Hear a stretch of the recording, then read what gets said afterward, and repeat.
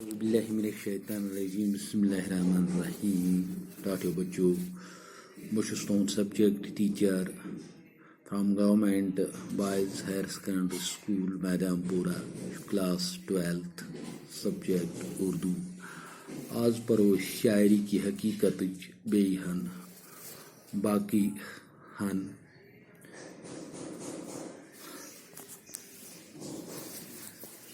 نم پہ جائے پہ کرو سٹارٹ. جو چیز دل پر اثر کرتی ہے بہت سی موسیقی مصوری صنعت گری وغیرہ، لیکن شاعری کی اکثر انگریزی کی حد سب سے زیادہ وسیع.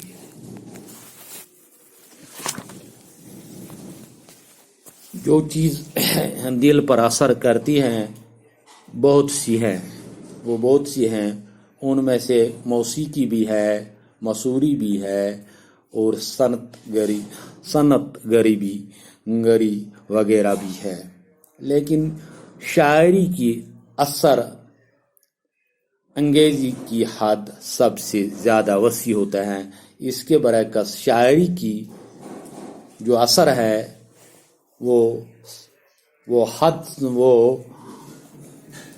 شاعری کی اثر انگیزی کی حد سب سے زیادہ وسیع ہے. موسیقی صرف قوت سامعین کو محظوظ کرتی ہے. یہ جو موسیقی ہیں وہ صرف سامعین ان کو کہتے ہیں سننے والے کو، صرف قوت سامعین کو محظوظ کر سکتی ہیں. سامعین نہ ہو تو کچھ کام نہیں کر سکتی.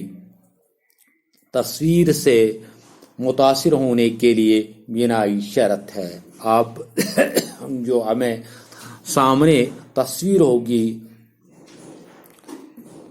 تصویر سے متاثر ہونے کے لیے ہمیں کیا شرط ہونے کہ سامعین کے پاس بینائی ہونی چاہیے. لیکن شاعری تمام حواس پر اثر ڈال سکتی ہیں، لیکن اس کے برعکس جو یہ شاعری ہیں تمام حواس پر اثر ڈال سکتی ہیں.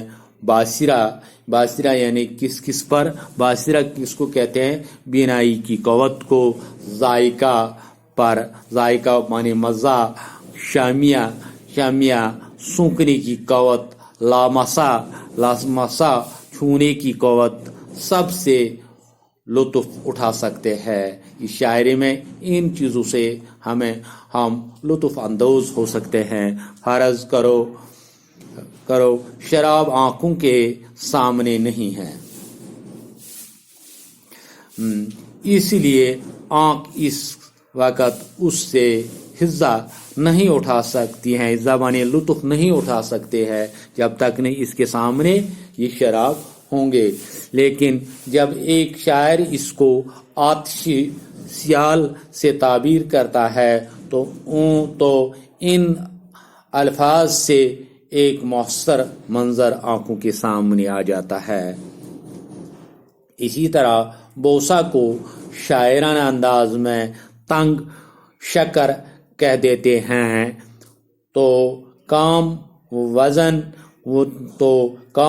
و زبان کو مزہ محسوس ہوتا ہے. کسی چیز کی حقیقت اور ماہیت کے تعین کرنے کا آسان علمی طریقہ یہ ہے. کسی چیز کی حقیقت کو ماہیت کو اصلیت کے تین معنی الگ کرنے کے اصلیت الگ کرنے کا آسان علمی طریقہ یہ ہے کہ پہلے اس کا کوئی نمایاں وصف لے لیا جائے، پھر یہ دیکھا جائے کہ اس وصف میں اور کیا چیزیں اس کے ساتھ شریک ہیں. پھر ان صفات کو ایک ایک کر کے متعین مقرر کیا جائے، جن کی وجہ سے یہ چیز اپنی اور عام جنس چیزوں سے الگ اور ممتاز ہوتی گئی ہیں. اس قدر سب तस्लीम करते हैं कि शायर का नुमाया वसफ जज्बाती इंसानियत को बरनख्ता करना, यानी इसको सुनकर दिल में रंज या खुशी या जोश का असर पैदा होता है। एक खुसूसियात शायरी को साइंस और उलूमी फनून से मुमताज कर देती हैं। ये खुसूसियत हमें शायरी को साइंस और उलूमी फनून से मुमताज कर देती हैं। शायरी का तखातिब जज्बात से है। तखातिब माने औरो बरो बातें करना। शायरी का तखातिब जज्बात से है और साइंस का यकीन से। साइंस इस्तिलाल से काम लेता है, यानी दलील से काम लेता है। साइंस में थ्योरी होती हैं, यानी दलील से काम लिया जाता है। और शायरी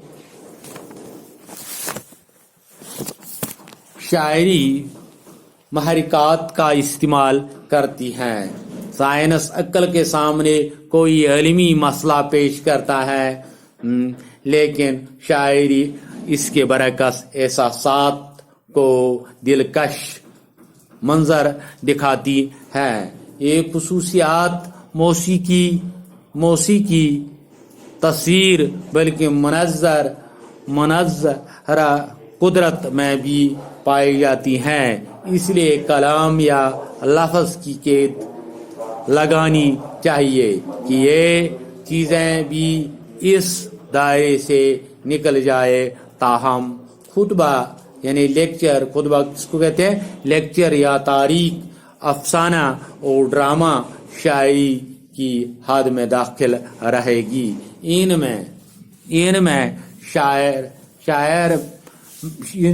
इनमें और शायर में हद फासला कायम करना मुश्किल है।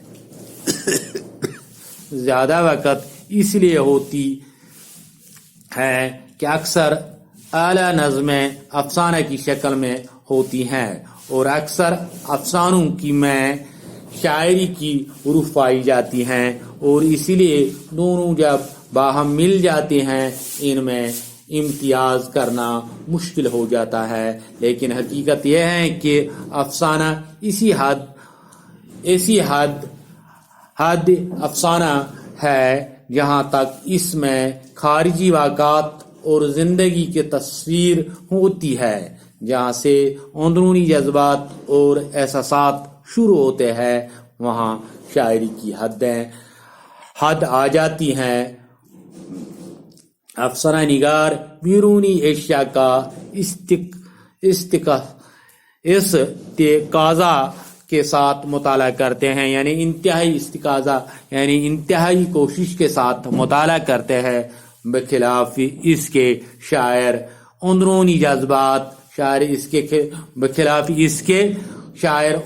जज्बात और एहसासात की नरंगियों का माहिर बल्कि तजुर्बाकार होता है। नरंगियों यानी नया रंगों का माहिर और बल्कि तजुर्बाकार होता है। बाकी वसलाम।